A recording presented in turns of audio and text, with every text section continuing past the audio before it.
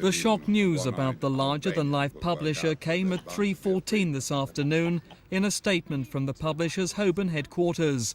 The board of Mirror Group newspapers, it said, announces with deep regret that Robert Maxwell MC is missing, feared lost overboard from his motor yacht. Mr. Maxwell, the company said, had been taking a few days' leave aboard the Lady Ghislaine, the launch named after his daughter. He was reported missing when he failed to answer a telephone call in his stateroom. A full air and sea search was carried out near Tenerife in weather conditions that were described as good, but without success. An immediate search of the ship was made and contact made with the authorities in Tenerife. A sea and air search began after 3 further extensive searches of the ship found no trace of Mr. Maxwell. At the Mirror Group building tonight, staff are in shock as fears for Robert Maxwell's safety escalated. It's total shock.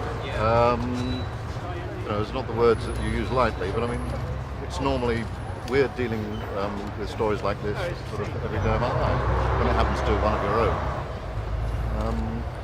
Again, the other reaction is what's going to happen to us. It's very quiet in there. I think we're just absolutely stunned by it. But the paper's going ahead as usual for the tomorrow. It's being redrawn up now. Yes. Most people in the country are terribly shocked about the situation. But we have to go on and produce the newspaper. The Maxwell empire, based on the Mirror Group of newspapers, is worldwide. It includes the European, launched with high hopes a year and a half ago, and the New York tabloid The Daily News. Among his significant failures, the London Daily News, intended to compete with the Standard, but which collapsed after only 5 months in 1987. He's also a larger-than-life soccer fan in charge at Derby and Oxford, but foiled by the league at Elton John's Watford.